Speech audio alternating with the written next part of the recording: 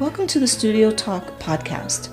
I'm Xiomara Sosa, your co-host. Every week, we speak to our community members to teach them about mental health through education and awareness, and our hope is to inspire them through social change advocacy. We also interview community members and other mental health professionals, clinicians, healers, students, and wellness professionals. Our style is storytelling. Everyone has a mental health story to tell. The information shared in this podcast is not a substitute for seeking help from a licensed mental health professional and is not a substitute for psychological diagnosis or treatment. It's purely educational and purely social change advocacy. If you find yourself in any sort of mental health emergency or distress, please dial 911 or go to your nearest emergency room. Welcome everyone to the X Podcast, Real Conversations about Mental Health. This is episode number 31, and today's topic is 9/11 and mental health. 9/11 anniversary was yesterday. Today's the 12th, and I very purposely waited for it to be past that so that I can record this and then it'll be out a week later. So I am your host, clinical mental health counselor, Xiomara Sosa. I am a holistic and integrative women's mental health therapist, private practice owner, a national certified counselor, a licensed professional counselor, and a clinical supervisor in South Carolina. I also run a nonprofit mental health co-op for mental health clinicians. And as a mental health clinician, I have real conversations about all things related to mental health here on this podcast with my co-hosts and some guests. Speaking of, Lisa is still traveling. I think she came back today. Excuse me. I think she's coming back today. And then JRoc, our other co-host, is here. Hey. All right. So this is a heavy topic. So we're not going to get too emotional about it. But I do want to give a little background about why I want to do something about 9/11, and it's personal disclosure, and then we'll talk about what happened and some mental health related stuff, right? Right. I'll talk about it because we all have a different frame of reference that we remember 9/11 from. So for me, it's not really too much common knowledge. I don't really talk about this too much, just people around me know that I'm a 9/11 survivor, and I have mentioned it a few times. And I'm a survivor from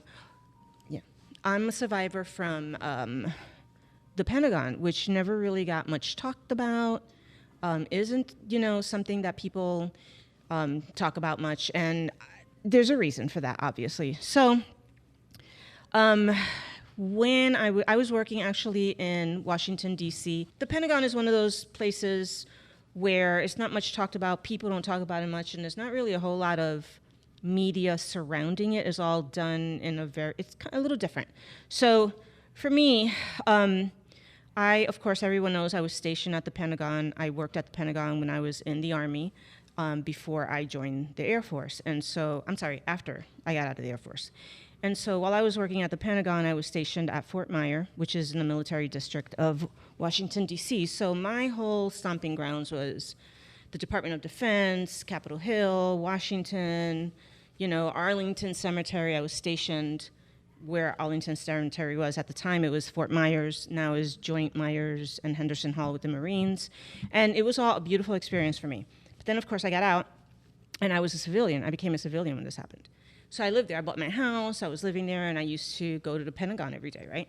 Work and all this. And while I was there is when the plane hit, while I was in there. So we didn't know. We didn't know what was going on. We were in the train, and it was, I don't know if you know anything about the subways in D.C., but it's a lot like underground. When it's in the Pentagon, you have to go all the way down to get on it. Wow. So anyway, I'm not going to get into that too much because that's still a little triggering for me. But it was ground zero for me, right? But it took me a long time to really, first of all, break out of the denial that I was a survivor. Because what happens to you is you carry this survival guilt. I don't know if you know anything about survival guilt, but we'll talk about that someday. And a lot of military people, a lot of law enforcement people, a lot of firemen, people who are of service, go through this because they're the ones that survive and they wonder why they're the ones that survived and all that. So you go through this head tripping about that, like why these people, why them, why not you, and I could have, and it could have. But I kind of went into this whole other mode. I just completely detached myself from the fact that I even experienced this right in person in front of my face. I literally just survived it because by the time I was able to get to DC, which was a crazy mess, which is where I was working, I hadn't known yet that the towers had gotten hit. I didn't know yet because we were down there and we were going through all that. And it wasn't until I finally made it there and the armed guards were out and, you know, the military folk was out and police was out. And I was like, what's going on? Oh, my God. And then we realized, because you can see the Pentagon from when I got off in the big hole. So it all started hitting and dawning on me. And I started recognizing what the hell just happened to me. And I got, was disoriented. But then at the same time, there was that plane that they couldn't figure out. Where is that plane? It's still out there. They thought it was coming to, because I think it was actually supposed to be hitting Capitol Hill. So, which is where I worked. My job was in between Capitol Hill and the White House.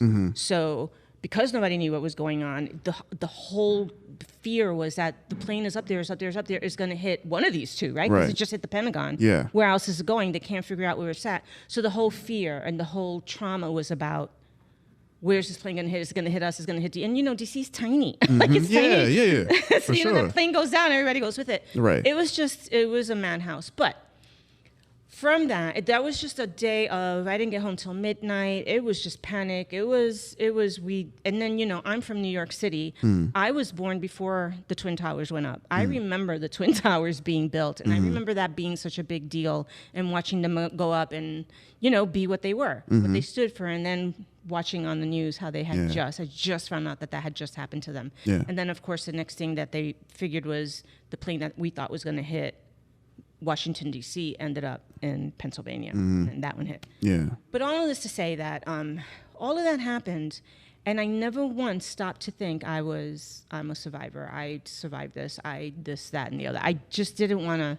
And part of it is because you're not jumping out of a window because you don't want to burn like they were in the towers, right? Yeah. They want to jump out, and you see them. They were all, I don't know if you've ever seen that footage. Yeah. And we were watching that, and while I was watching that, I think my brain just went into, you did not experience, so I chose to just be a person to help as opposed to help me. I see. Thing, which was no good because that came to bite me in the ass. Oh, okay. But anyway, so after that whole experience, I decided I owned a house in Washington, D.C., and I sold it.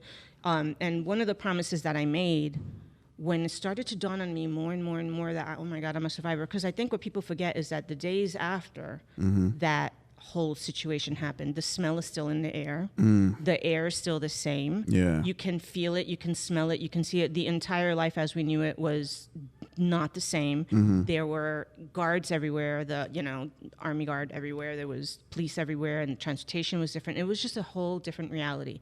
You were kind of in a war zone without being in a war zone. Right. And then everybody was shocked and panicked. And then you're thinking, and when they're asking you, oh my God, where were you? And then you say the Pentagon, and they're like, oh my God. But it doesn't dawn on you that the place just got blown up by airplane. And you were in there, and how did you, So what I did know was I don't want to be here anymore, because soon thereafter came the sniper. I don't know if you remember that. Yes, I do. That was the first time that was like a thing, right? Right, yeah. You remember that? Yeah, but I got the gas stations and stuff like that. Yeah, no. Would just be waiting for the bus, and the sniper would get him. Yeah, the lady getting gas, the sniper would get him. Yep, because actually I got family in D.C., Maryland, so when that was happening, like it was just nonstop. Let's call, let's check on our cousins, make sure, because that was insane. Yeah, it was crazy. So you didn't have a chance. People like me didn't even have a chance to process anything because you're thinking about everybody else in the whole Pentagon thing that's going on, and everybody else in the whole Philadelphia thing, Pennsylvania thing that's going on, and the whole thing that's going on in in New York City. And here you are, and you're like, okay, I that's where I'm gonna process. But the only thing that I thought of is I remember my family, in particular my one brother, my younger brother here.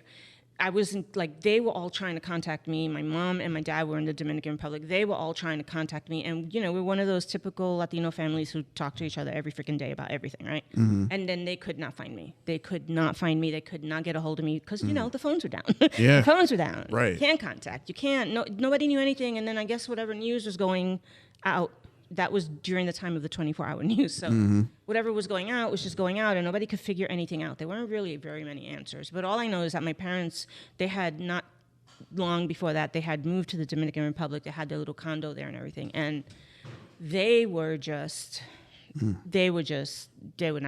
scared. Right. Really scared. And then of course the police and everything that was going on with the police trying to help out and then that and my brothers were law enforcement, so they were just all panicky. Right. And the fact that they can't get a hold of you just was panicky. And that hit me. Like that really hit me hard.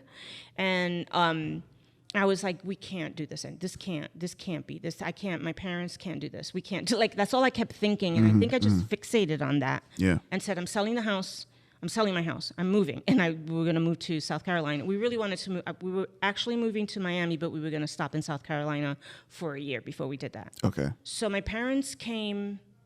I flew them out from the Dominican Republic, and they came to D.C. to help me get my house together and sell it, which is what we did. So the next thing you know, I sold that bad boy and I left. Yeah. But it was like I didn't give myself time to process, to think, to nothing. It was just all the shock, shock and all the everything that was going on. Yeah. And then when that sniper started, I was like, no, hey. So I came to South Carolina. My parents bought their little house here with their money that they ended up selling their little condo in the Dominican Republic. They used that money to buy their house here because they wanted to be near all of us. And so I stayed with them. And this was the same year that 9/11 happened, and or real early the following year. It wasn't really, not even that many months later. But we ended up in this house, my parents' house. I was with them because the promise that I made was to myself, I survived this. How lucky am I? I am so privileged. I promised that I would take care of my parents. I don't know why that was the thing, but that was the thing. I am now going to take care of my parents for the rest of their normal life, like natural life. I am going to take that on. That was like my thing, my 9/11 survival thing. Right. And it was like a labor of love, which we all know I did exactly that until they took their last breath, right? So, but I still didn't think of myself as a survivor. I still thought of myself as just, a person in D.C. that experienced, Right. And then when I landed, we landed here, we, went through all the thing, and a year later, my parents and I moved to Miami, and then I bought my house in Miami, and I what is that called? I had like a garage and an outside yard, and then I just redid the whole thing so that they can have their own place to live, and then I had my main house. But soon thereafter, like a few years, that was in 2003, and then in 2011, I ended up here because we all decided that I was going to move here, and I was going to still take care of my parents. I built my cottage for them and all that. Yeah. And then the family's here. But when I got here, I was still working on my master's degree and then my licensing and all that. So I still had to do jobs, right? And I did part-time jobs in my field, and then I was in school full-time, and I was taking care of them full-time and all that. And the thing that I remember the most out of this is I was so busy. I kept so busy. Since the day I left DC.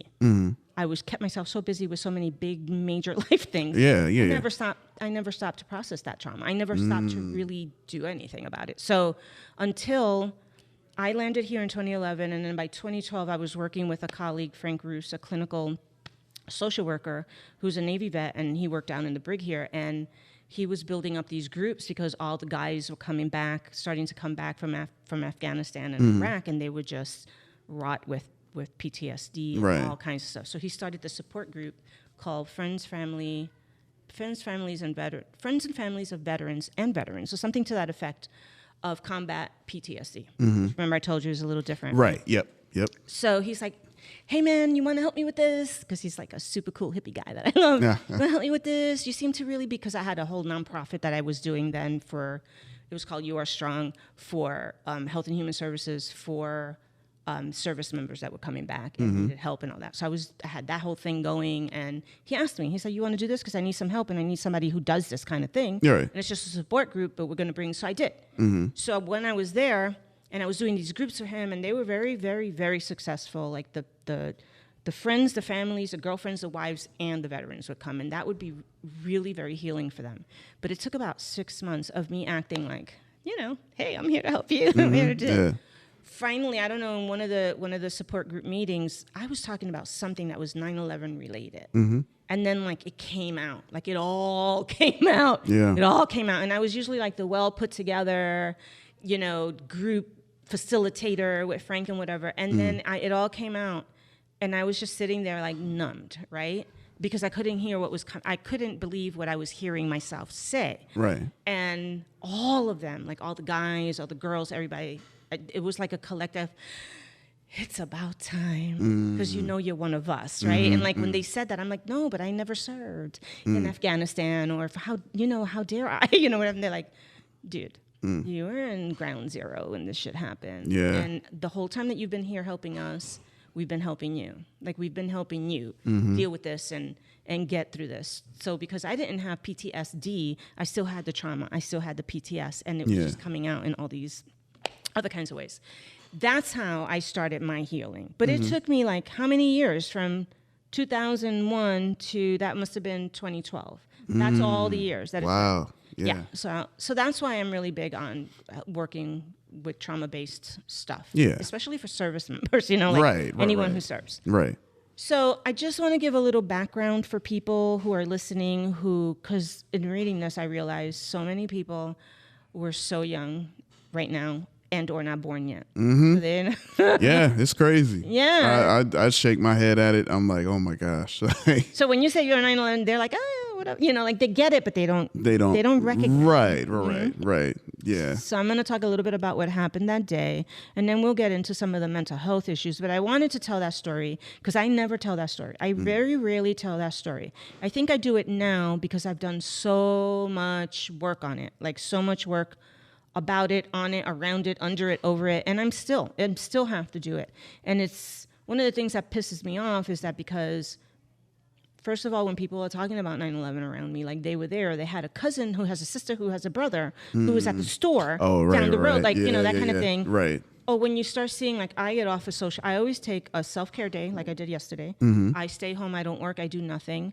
And I stay off social media, I stay off the TV, because I don't want to see those buildings blowing up. I don't want to see I don't want to see any of that shit. But that's all around, and that's all anybody talks about. So you don't, as a person who was there, you just don't want to hear people who weren't there. And it's like this thing, like if you weren't there, don't talk about it like you were. Yeah, it's just, that I want to be in the in crowd. Like, I knew someone and I'm there too in a way. Oh man, it just that just sits so bad with me when people talk about it like that. And it's nice when people talk about it in a way that they acknowledge, because it wasn't just the people, then you had the survivors, the wives that survived, all of the firemen, all of the police, all of their wives, and all that stuff that happened, and all the people that got sick. So, all right. So that's why I wanted to tell my story, because it's been a long time and I get the whole mental health complexity of it. It's not just, they have PT. It's like so many things, so many complicated things go on with you when you survive a thing like that. I mean, how do you go into the Air Force and the Army, survive everything, don't do any, like come back in one piece, happy and go lucky, and then you're in your own land. You're in your own homeland. In Washington, D.C., which should be the safest place, the Pentagon, right? And then New York, where you grow up and you see that go to hell. Like you just see, like, it's just so shocking beyond, it's not combat at all. Right. So it's hard to explain what it is like, but it is something. It is something. And then while I was living in the in-between move from there to the Florida I was talking about, then Katrina happened. And I was doing like all this humanitarian work, right? Like helping. But that's my trauma. That was my trauma. I see, yeah. Trying to help, trying to work. I guess. So I, like an idiot, well, not an idiot, I'm going to talk nicely. It wasn't me being an idiot. It's just when I would see the footage of what happened in Katrina, I wanted to help. So I went. And I don't know if you've ever seen the real footage of Hurricane Katrina in Louisiana. Even what you see online cannot tell you what it was like in person. I haven't volunteered for a hurricane, anything like that since then, because it was so horrifying. But that's what got me. I think that was the beginning of getting me to recognize these traumas. This is big. This is shit. It's just like, All right. So do you have anything that you want to say about any of this? Oh, well, I just remember where I was at. Like I was in 10th grade English class, and I'm just getting in there, like just sitting down, getting ready for another day. Let me get my notepad out. Let's get to it. And then like within like 5 minutes of my professor coming in and like, hey class, we're gonna turn on the TV really quick. Oh gosh. And it was like, wait. Okay. I'm like, all right, cool, free day, let's go. Turn it on, and when, like, I think right when we turned it on, it was obviously the second one, I think the second one happened right when he turned it on, like this, and it was so like, because everyone in the class thought it was, oh, this a movie, like yeah, this, like you what don't is, know. It's yeah, just, where is this happening? right, and you're seeing it's CNN, and it's like, no, this can't be real. This is like this one of them action films. Yeah, it's kind of like, so it was just it was that was a time that was like, wow. It's extreme. Like to wrap your mind around that. I mean, I remember I was like, because I'm that person like when an emergency is happening, I jump on my feet, I dial 911, I do what I need to do, and I get everybody safe, and then hi. Aunt's here, everybody. He's our guest for today. So I'll jump during an emergency to help and do things. I'm really good on that part. Right. But then when it's done and it's over with, then I like crash and burn, right? Yeah. So when it was all happening and my brother finally got a hold of me and we were able to talk, I was talking to him all the time, every day about it. Yeah. But I was going to sleep every night drinking an entire bottle of wine, which I'm not a drinker. You guys know I'm like as square as they come. But I was like suddenly drinking an entire bottle of wine every night to go to bed. Yeah. Every night. And then when I would type, but I didn't recognize what that was. Like I didn't recognize what that was. And then the next, one of the mornings soon thereafter that I was talking with my brother on the phone. And usually I was talking about, and we did this and everything's better in the house. And, everything, very pragmatic stuff. All of a sudden I'm on the phone and I just lose it. I start crying. I start shaking, and I just hear him going on the phone saying, oh no, CO's going down, she's going down, it's ground zero, she's at ground zero. Like, I just remember for some reason hearing him say that. I don't know if he actually said that or not. Oh, okay. But that's what I heard him saying, was because I just went into, I don't know, like a panic, and I couldn't breathe, I couldn't talk, and I hit the wall, and I went down on the floor, and I could just vaguely hear him on the phone going, it's hitting her, it's finally hitting her, she's at ground zero, this is ground zero. I don't know why I kept hearing that, or if he actually did say that, but that's my memory. And then after that, that's when we moved. But we're talking about 9/11. Oh, I figured, because it was yesterday. Yeah. And so I just told my whole story about that. And then the only other thing that I remember really about that was after I was here, 2011, 2012, and I told you guys about the cancer thing that I got. Right. And actually the same brother, it wasn't Alexia. I thought it was Alexia. She's the one that took care of me after, but he took me to go get the operation, like the whole cancer removed and the Mohs. And I don't know if you know anything about that, but like you're awake. You're numbed, but you're not completely passed out. Oh, so you're laying there, right? You're laying there like this in the room, and they're next to you, and they're doing this thing, and then they go and they check, and it's like this, you're aware, like your senses are aware, but you're not feeling a damn thing. But I was able to smell the shit. Oh my gosh. I smelled it. And I remember that shit triggering me. Like it just triggered me. And I couldn't figure out why until I was in that group, in the support group for the guys, for the vets. And that's what I was talking about, I think, with them. And then they were like, what do you think that is? And, that's how they got to the point where you get it now that you're one of us, like you are one of us. That's a trigger. That's a trigger from, because it was the burning of the skin. I see. Yeah. The smell. Wow. Yeah, it was rough. But I've done a lot of work on that. I've done a lot of different work on that shit. And I still, for the rest of my life, will do that if I want to live a normal life. Right. Yeah. All right. So I'm just going to talk a little bit about what happened so that listeners who weren't around or who were babies or who weren't born yet know. The World Trade Center was a 16-acre commercial complex in Lower Manhattan that contained about 7 buildings, a large plaza, and an underground shopping mall that connected 6 of the buildings. Most people don't think of that because they just look at the two towers. 2 towers, yeah. Yep. So the centerpieces of the complex were the Twin Towers. So on September 11, 2001, the entire complex was destroyed in the terrorist attack that, has come, we now know it as 9/11. That's what we refer to. So the Twin Towers were the tallest buildings in New York City for a short amount of time. That's what the pride and joy was about that. They had office spaces. They had, I think it was like 35,000 people, 430 companies. So we're talking a lot of fucking people in this place, and around, all the businesses around and all that. So after, I think, 1973, they stopped being the tallest building because, we were building all the skyscrapers. So, but it was about 70,000 commuters and tourists daily coming in and out. So that's like the magnitude that I don't think people understand, and the magnitude of the Pentagon. because the Pentagon is massive. Right. I worked there for the longest time and was there for the longest time, and I still couldn't tell you, like, this ring, because they had all these rings. The inner ring, the outer ring, the other ring, so it was ring A, B, C, D, or whatever. Oh, okay. So if you were Yeah, like in A, I think you were in the middle. If you were in D, if I remember correctly, or it was the other way around, I can't remember.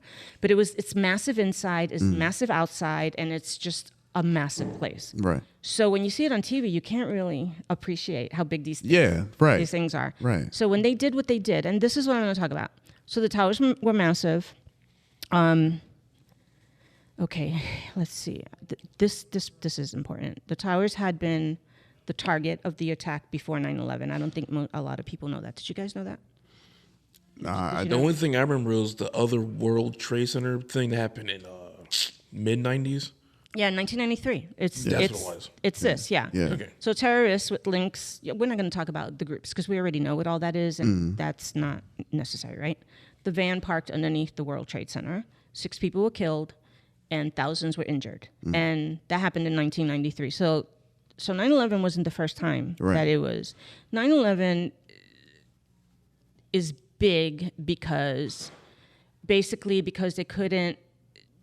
couldn't destroy the U.S. military, so they decided we're going to destroy the things that are connected to what makes them globally, So the military, what do you think about? Department of Defense, the Pentagon. And then globally with money and the finances on it, you're going to think of the World Trade Center and all that. So they were hitting these targets that made sense. And they were going after, the legislators, and they were going after the White House. So they had the plan. So the third plane is the one that hit the Pentagon, which is the one that I was at.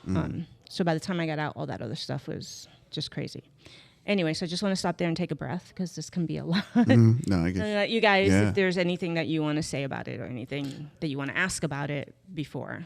Yeah, no, I know with the Pentagon, right? So, like when you came up from where you were at, so you saw firsthand of the actual just you smelt it, you knew debris it, you everywhere. smelt it, you heard it, because remember that the Pentagon, not only do you have civilians working there, but the GSs and all that, and regular folk, at the stores and whatever of service. Then you have all the military people. Like I was stationed at Fort Myer, but I worked at the Pentagon. So everybody that's stationed around there goes to the Pentagon to go to work, mostly, right? Yeah. So all of your coworkers are there, or all of ex-military people are there working as contractors, or senators are there, or legislative assistants are there, or you have the Navy's there, the Army's there, like everybody's there.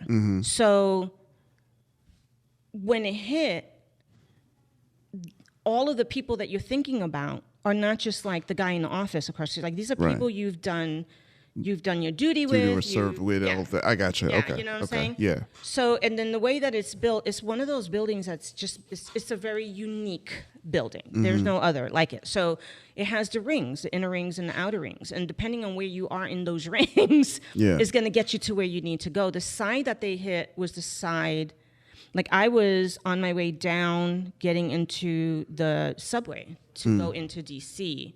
And so, like, as I was doing that is when it hit. And so, mayhem, right? Mayhem, chaos, screaming, you want to help, you want to this, but they're shoving your ass out. They're like, get out, get out. Like, these are all military people who are trained for this. And if they're not, they're CIA, they're whatever all else there is. These are not people who are like, oh no, like a plane has hit. We have no training in this. They're totally, so they did what they had to do. They went into emergency mode and they did what they had to do. And one of it was to get us the hell out. Just get the people out so that the appropriate people can come and put the fire out, save the people they need to save, get the ambulance in, get the helicopters down, all that.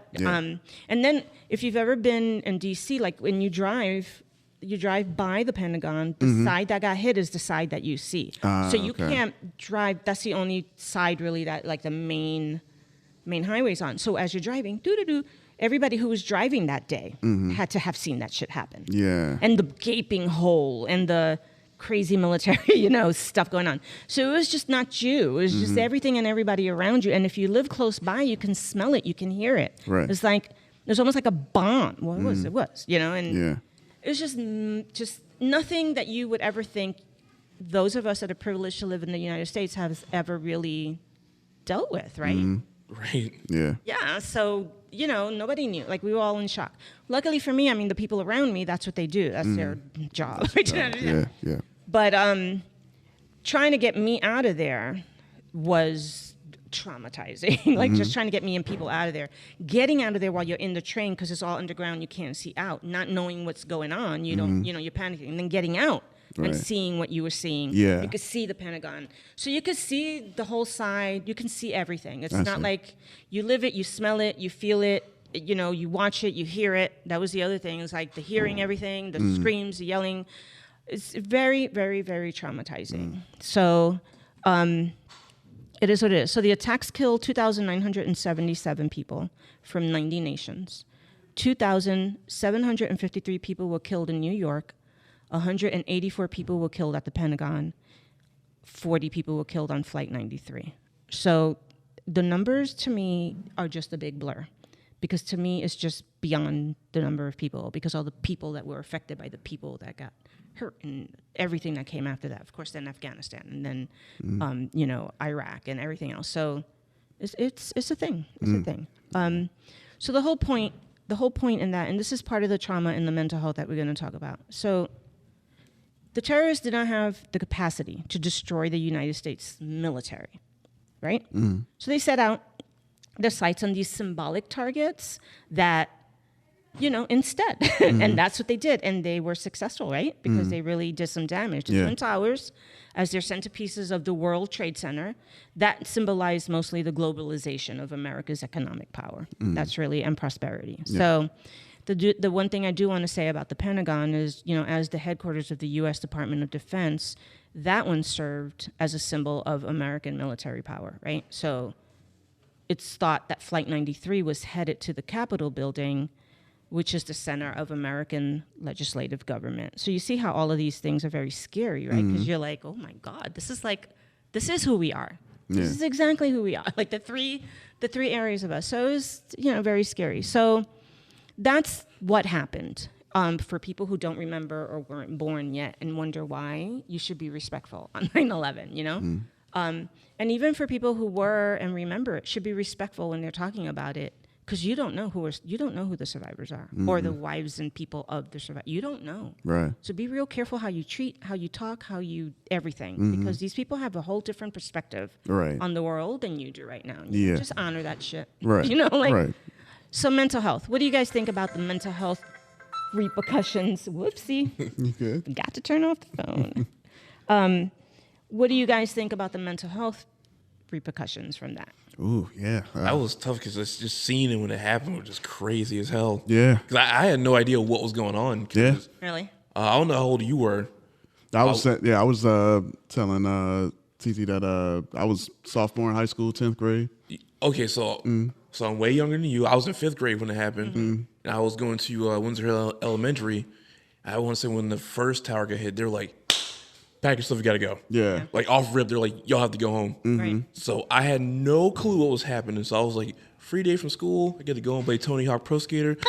I don't care. Yeah. So and it's like the early 2000s. So the TVs that we had, big fat back TVs. Yeah. My mom had one. I remember those. Yeah. Can't be looting with those TVs. Nah. You need like 10 people to carry that. Sure. Yeah. And we had one in the den, and I go in, and I want to say, I may have gotten the house when the second tower hit. I was like, oh, what? Yeah. Yeah. And not just hit, but then the fire and the crumbling and the yeah. It's crazy because the older I got, the more I learned what really happened the day of and the day after. Yeah. And there's one part of 9/11 that really scared the shit out of me is when, firefighters have that thing where they're non-responsive. Right. And it beeps. Yeah. I saw a video of you just hearing that over and over. I was like, oh, no. Yeah. No, I don't know. Fuck this. Yeah. That's why people get hot about that. I mean, people get really hot when other people talk about it and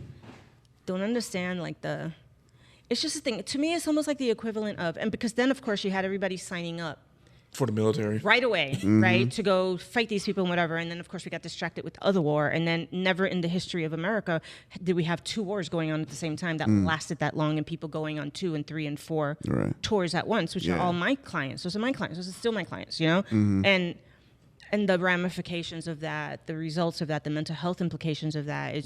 So it went on and on and on and on. It's not like it ended. when they put, the towers went down and then they cleaned up. Then the cleanup effort. And so some of the studies conducted after 9/11 suggest that those who experienced the World Trade Center attacks and those who repeatedly witnessed the events on TV and in newspapers are at greater risk of developing long-term psychological problems. This is the mental health part of what we're talking about. Of course, that makes sense, because remember when we had that conversation about even if you're not there and you're watching it as a child over and over on TV, you don't know what the hell. Yeah. What are you processing here? Everybody played it, like from MTV, it Cartoon was just Network, nonstop. The Speed Channel, the Golf Channel. Like looking back, that shit was toxic to do, but we could, so we did, right? And that's kind of social media right now. It's like you can't, so you do, but it's toxic and crazy that you are using it in that way. But re-traumatizing, does it go away? And then, the politics of it and everything. And it was like one of the few or the last time in our country where you felt like a cohesion with everyone, right? What after? Oh my gosh, everybody had flags on their car. It was the most flags I've seen ever. I'm telling you, I definitely remember that vividly. And people wanted to help everybody. It wasn't this Democrat, Republican crap and this South and North crap. All of that went, Yeah, people who can even spell Muslim hated Muslims all of a sudden. I'm like, let's So anyway, so that's a thing. So I'm going to talk about, there are actually 52 related health conditions that are covered under the World Trade Center Health Program. And that's a program that's dedicated specifically to dealing with the mental health and physical health issues that came out of it. 52 related is a long. It's almost like what COVID does, right? Long COVID does. Yeah. It's all these other things that come from it. Man. So obviously PTSD and lower respiratory symptoms each influence the occurrence over time. And what that basically means is if you have one and the other, they're going to influence each other. They're sort of like if you're coming out of that situation. So some of the factors that play a role in that is the symptoms that present are not always the same. But with the 9/11, the ones that were frontline providers and survivors, theirs tend to present a lot more of the same than not, which is very different a lot of the times with the different PTSD conditions that we see, depending on what it's based on, right? Right. But because there's the physical and there's the trauma part, excuse me, there's this combination of what happens because a lot of people, I don't know if you've ever experienced people who have chronic illnesses and how their moods, they end up with mood disorders. They end up because pain and chronic conditions are like cousins to the depression, the anxiety, and the mental health issues, some OCD stuff, some different kinds of things that come, so they co-occur together. So trying to separate them and just like dealing with this and dealing with that, this is sort of the epitome of don't do that with these people. You gotta kind of deal with the whole thing, with the whole thing. And the family and the jobs and the money and all that's going on. So, overall, maladaptive behaviors that can exacerbate the co-occurrence of PTSD and then the lower respiratory systems were the beginning of the, oh my God, we need to help these people probably for their entire life and then some, right? Right. Right. So I think that the world started talking about PTSD a little bit more when 9/11 happened. And they should have a long time ago because it used to be known as shell shock in the other wars. Okay, yeah. I don't know if you guys have ever seen like real footage because it's been, it really hasn't been accessible to the public, but now if you really know where to look, they have released a lot of the actual real footage of soldiers coming back from the wars, from World War I and II, and in the hospitals and all that, and when they used to call it shell shock. If you see this, your heart will break. Like it will break. Like I remember seeing that just because of the stuff that I was studying. And it's black and white, old, gritty black and white stuff of what these people would come back like and what the doctors were trying to do. And they didn't know it as PTSD. They didn't know it was shell shock. It was, I forget what the other one was that they would call it. It was all because it was the war. But yeah, it was, of course, the war. But now they're not in the war anymore. What is going on? So it's very sad to see. But then Vietnam happened, right? And then we just flat out saw them out in the streets, out everywhere, and for the first time being filmed in the news, and and you got to see what that really looked like. Or somebody's cousin was like this, or somebody's uncle, right? Or there was always like that little version of the PTSD guy. And what were they in that? I know when I was growing up in the 60s and 70s, it was like, so-and-so's cousin is crazy, man. He came from the war, and he's just all messed up. And he's all messed up. And, homeless and, taking drugs and everything and not taken seriously. The VA had nothing for them. It was just not, it was bad. Yeah. But in this case, it's the first time that it was something that really started to get taken care, paid attention to more, because you're talking civilian, like you're talking firefighters, you're talking law enforcement, you're talking all of these people who are now suffering and dealing with the equivalent of what that would be. So that changed. To me, that changed how we started to deal with, recognize, feel about, treat, put money into what this looks like for people, what this PTSD stuff looks like for people. Right. Which is a good thing. Yeah.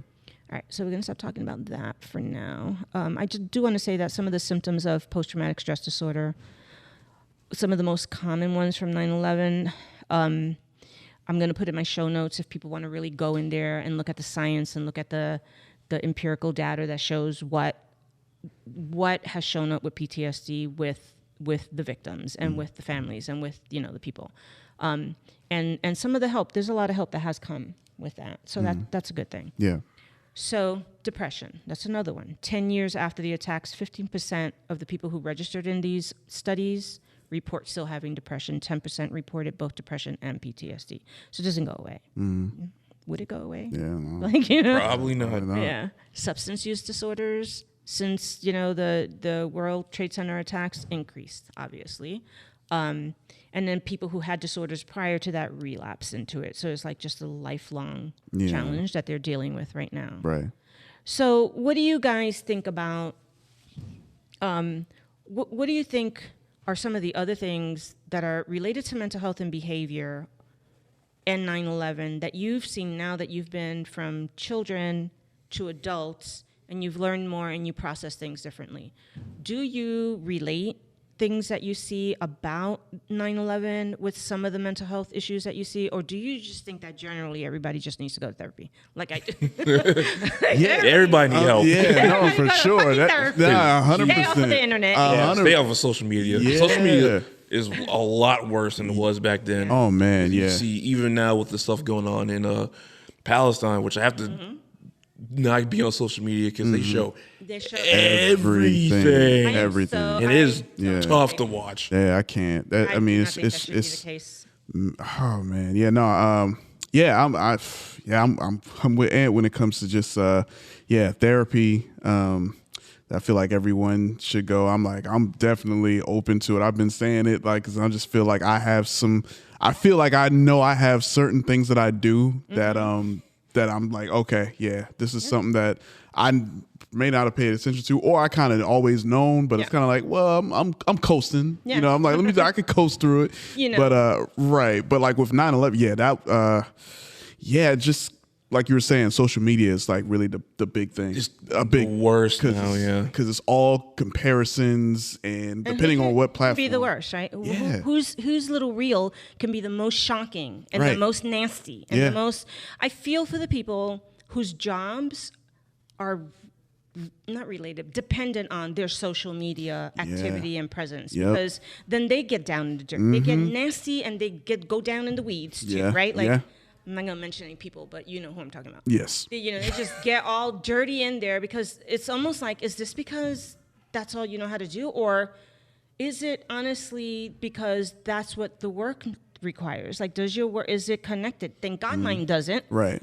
But I can't imagine what it feels like if your entire personality, persona, job is connected to this nasty ass, really toxic, dysfunctional social media shit that you have to do. Yep. I remember one time, or it would happen from time to time, like when like a social media site is down for like hours, and like you were saying, the people who depend on it, who like money, like, oh, I gotta post or video, and when that's down, you see them like lose it. They lose it. Yeah. They lose it. So it's like, and it's almost like a favor. Right. You know what? Take advantage of the fact that you don't have to do it. Just go detox. Okay? Exactly. No, I read mean, a book. Read a book or go work on yourself. Like stop scrolling, go work on. And I do sound judgy about it because I see in real life people's behavior. It's like you can't make adult decisions and choices because of the nonsense you see on social media, and you think now you're entitled to behave that way. Right. And you should be able to. And just because you can doesn't mean you should. Right. Right. You know, you shouldn't have to have a restraining order to know that as an adult person, you don't show up in certain places because there's history, there's hostility, there's all that. You don't do it. You don't do it because you're a grown person trying to be healthy and do adult things. Right. But just because you can doesn't mean you fucking should. There you go. That says more to me about your dysfunction and your inability to make proper decisions, and you're more intent on the drama involved and not making it and skirting on that issue. Yep. Talk that shit. You know what I'm saying? No, yeah. No, for real. Yeah. But you know, That's another story. that's a whole nother I story. get you. And there's a special place in hell for people like that. There you I'll go. let them deal with it, because me, I don't do shit like that. Right. I've learned life is too short. 9/11, if you're not an airplane flying into the side of the building, Yeah. I'm not worried about you.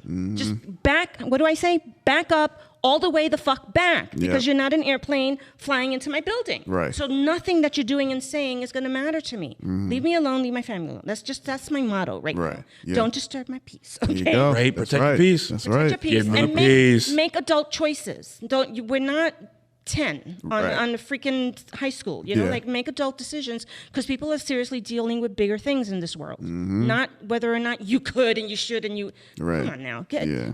So my issue with that is mental health. 9/11 is a big one, because I feel like that was just sort of the epitome of showing us why you should live a life where you're taking care of yourself, your mental health, the people around you in your world, in the best possible way, and living a good life, right? Not the best life and the most social media, Right. show-offy life or whatever. Right. Live a good life. Serve, be good, be helpful, be peaceful, put good things out into the world, because that's what 9/11 did to my mental health. It's like my tolerance level for petty shit is just Gone. gone. Right. It's Gone. It's Yeah. gone. You get petty with me, I'm gonna shut you out. I'm gonna shut you out. You push it and push it and push it, I'm gonna bite your head off. Right. And if that doesn't work, I'm gonna find some other way that I have to deal with it, because that can't be in my world. Right. That can't be in my world. So you guys, I think that for a moment there, everybody was doing well. And then all of a sudden, 20 years later, I don't even know. I don't even know. Out what of the to say. frying pan and into the fire. I don't even know. Again. Because the hate that we have for each other in America alone, it makes you want to go to see a therapist and understand, like, what is this? What is this? What is Yeah. this nonsense? And then you see the adult public figures having conversations. These are the people leading you, and this is what they're talking about, and this is Yeah. what they're saying. This is how that, and you're like, oh my God, we're so screwed, because Yeah, who we're am I going really to vote screwed. for? Where's the adult in this room that I can vote for? Because this is just crazy, Yeah. the stuff coming out. I think that one of the things that have come out in terms of mental health that 9/11 really speaks to, for me anyway, is that it happened before. I'm praying it never happens again. I don't know if it ever will or not, right? I don't know that my country is necessarily prepared to deal with something like that. Just the storm that happened recently. And Yeah. oh my God, people don't know how to. Right. No, yeah. Or COVID or anything. Like, you just got to wonder, like, what skills do we have here? Yeah. Like, what? It's like we're super vulnerable out here. Like, Yeah. it's kind of like an ego check. Like, hey, Or remember when the AT&T internet went out? that's right. That's all it takes. Yeah, shut down the airlines and Yeah. all of that stuff. That's all it takes. Yeah. And they can just flood in just Yeah. like that.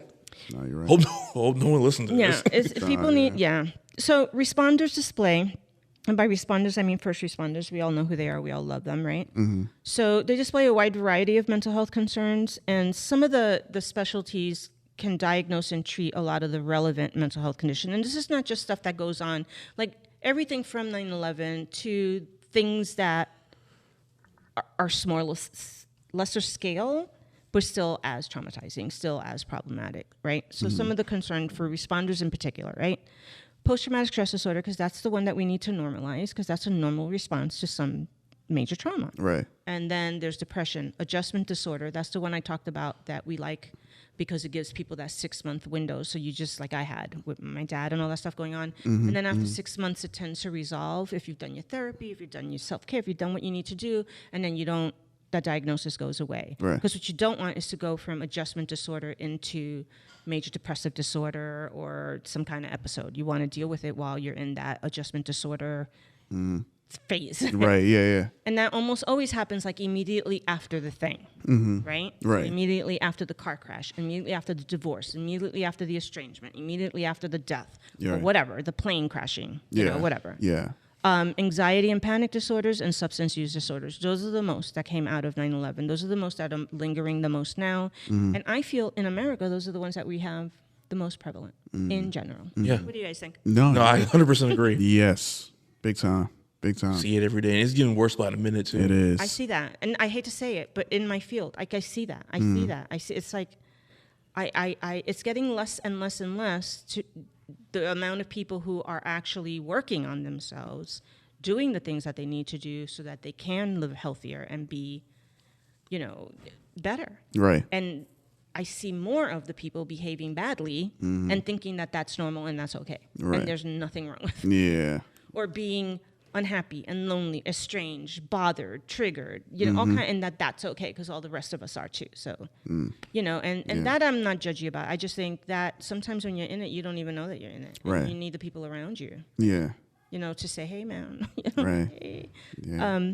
But we all go through it, right? You've been. Yep. And when you were saying about therapy, the thing to know about therapy is you don't have to be broken to need therapy. I don't understand where that thinking came from. Yeah. No. That's that's something that like I said with this podcast taught me. Like because it was kind of like I feel like I'm okay. Like I don't have too many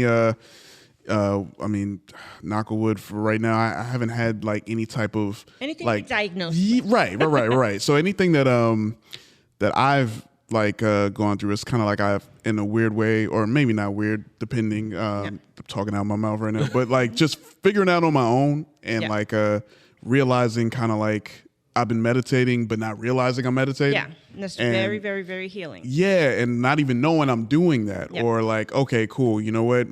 Some of my therapy, I'm gonna work out for like 2 hours. I'm gonna keep my phone in the locker, and I'm just gonna just be here, and I'm here in the zone, and I'm just here, and I'm like you were saying, I always thought, my ignorant self, I thought that, okay, if I'm like just at my wit's end, like, then you go to therapy. That's when I'm gonna go. Or you're in crisis. Right. Then you go to therapy. Right. Yeah. It's too late. Yeah. So there's 3 stages, right? And this is where clinical counselors are very different. Like we're all therapists, we're all mental health clinicians. But the thing that we're sort of like the new kid on the block in the last few decades, because our whole concept is we don't understand why people have to be in crisis to get mental health support or help. We think that there should be prevention and intervention before you need treatment, right? Right. So if I know, like what you did, right? You what you were talking about that one time here with the substance use and all that. Like you want to be aware of the behavior, and what's causing it is complicated. Sometimes we're in denial, sometimes we don't know. But the behavior that's maladaptive, that's the part where you do the whole prevention, right? Like you want to do the prevention so that doesn't happen, right? So, okay, maybe the prevention didn't happen. Now you're in the part where you need the intervention. So intervention is usually where we come in. That's where I want you to come in. I'm all about trying to prevent it all from happening. But if it doesn't happen, I come in during the intervention, because what intervention means is, like I was saying, I'm drinking a bottle of wine every night after 9/11 and thinking that, for me, for being a non-drinker, clean and sober person my whole life, suddenly I'm like, woo, give me the red wine every night and feeling it. Like I didn't recognize that that is already, I went beyond prevention. Now I need an intervention. Somebody needs to come and tell me, yo, you're drinking too much. What's going on? Is this a trauma? Is this a that? Are you, what's going on here? And that's exactly what happened. Somebody, came in and was like, wait a minute, we need an intervention. And then I went to a counselor and I got intervention. So I never needed treatment because I didn't get to the part where I needed treatment. And that's where you want people to go. Like you don't want to let someone get to the point where the treatment is the thing that people fear, because that is where you get diagnosed normally. That is where you have to have, the medical stuff. You have to have the intense stuff, and that's the scary, hard part that you have to work on. But regular therapy, regular counseling, and then also there's premarital counseling. Oh yeah, Well, come on, that's that's the whole point, so that you don't get married and wait until you're getting divorced, and then you're trying to fix it in couples therapy. Right.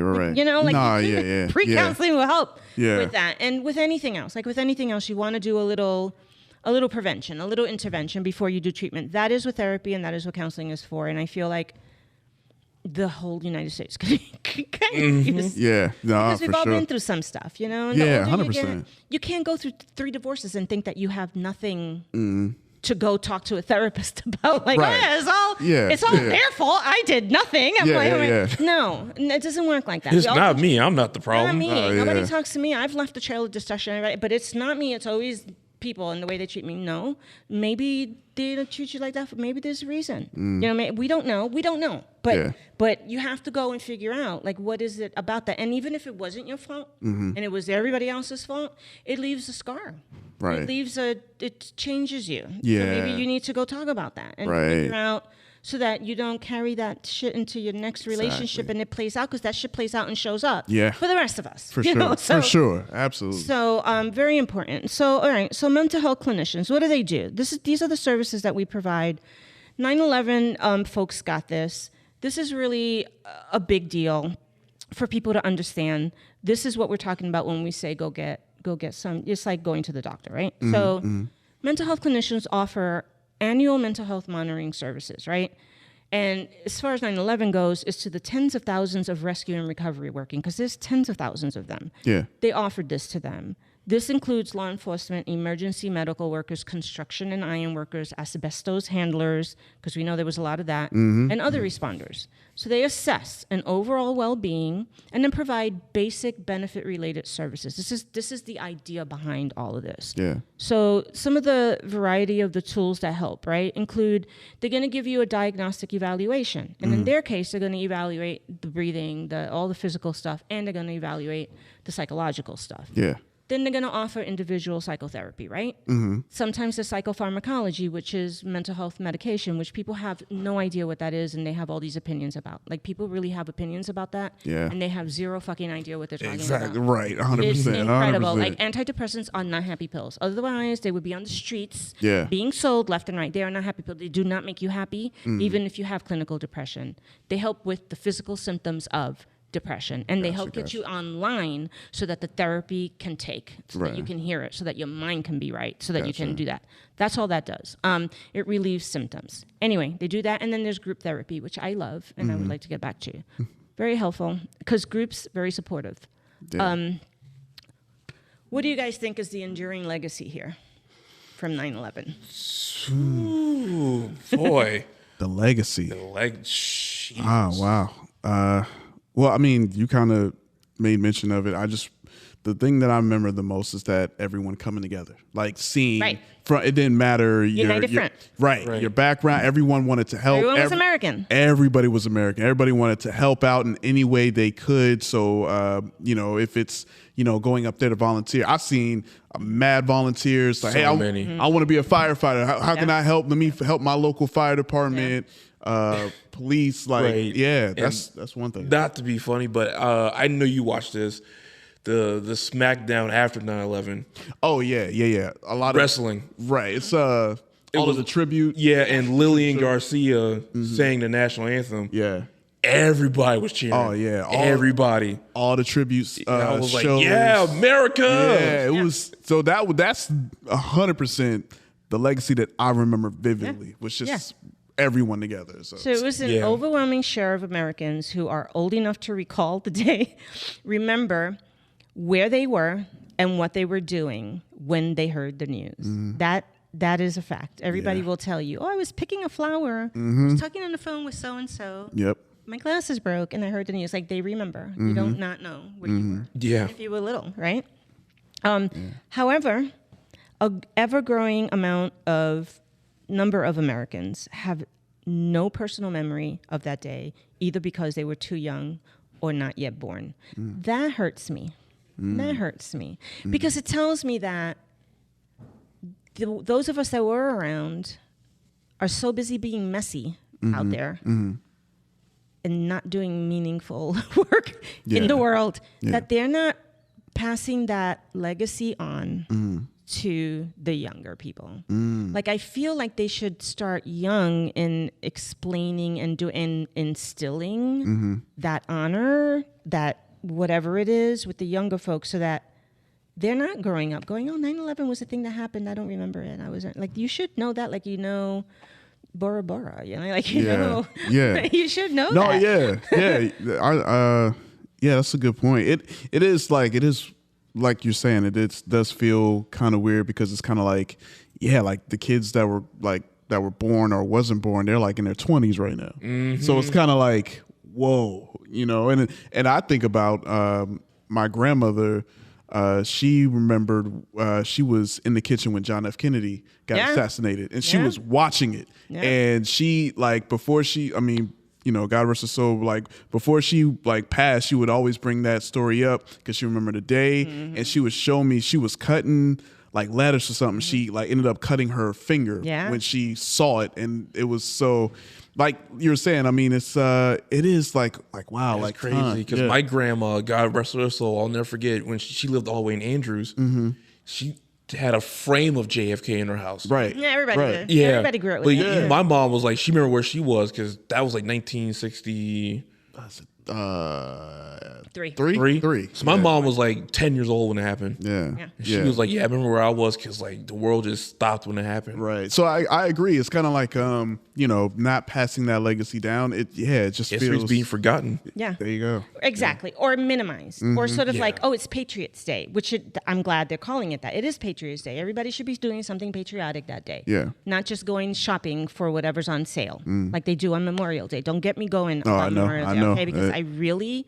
I try to, like, shut everything down on Memorial Day. Like, stop selling me bullshit on Memorial Day, okay? This is not, don't wish people a happy Memorial Day. Right. Like, do you not know what this is? Like, it's crazy. People lost their lives. Like, what is that? Or they go to veterans. This is the worst when I get people coming to me and saying, oh, happy Memorial Day to me. First of all, not happy. Okay, this is not what we do on Memorial Day. Also, that's not what you say to a veteran because we survived. We never went, we're not the ones that died out there so that you can be free. Right. That's not us. We have our day. It's called Veterans Day. Like, kind of get it right. Right. So that, a badly shaken nation came together briefly in a spirit of sadness and patriotism. How they initially responded, of course, behind the wars of Afghanistan and Iraq, which of course became, a thing. Another thing. Yeah. They would support it, and then it waned over time. Took a toll on us as Americans. Took a toll on our mental health, on everything. Yeah. Then Americans viewed the threat of terrorism at home and the steps the government took to combat it. They got a little shaky. They got a little shaky about it, and who can blame them? Yeah. But it was a devastating emotional toll, and it is a lasting historical legacy. And I think that with that, the shock, the sadness, the fear, the anger of the 9/11 attacks really that's what needs to be remembered, that it wasn't just a day to be patriotic. It was shock, sadness, fear, anger, survival, but 63% majority of the Americans said that they couldn't stop watching the news coverage of that attack. That is problematic to me because is it true? Is it true? Is it watching it over and over and over again? And what toll that had on us, right? Yeah. Because it's like you never see anything like that happen, especially live. Right. So you're just stuck like this. This shit really happened. Yeah. Like, this is real. This is not a movie. Yeah. This ain't a Michael Bay movie. This really happened. Yeah, and it really did have a powerful impact. I mean, and I know for me it does. I still, like yesterday I always do a self-care day on 9/11. And so yesterday, closed down shop, no nothing, no whatever, stayed home. And I was really in a good mood most of the day, but it was quiet. It was gardening. It was dogs. It was eating whatever the hell I felt like eating. It was reading something good, making a little post that, just commemorated it, whatever, and then staying the hell off of social media and like Ant does. Right. Yeah, I just got back on Facebook. Yeah. What, this morning? Yeah. And it's like, and I'm about, I don't know.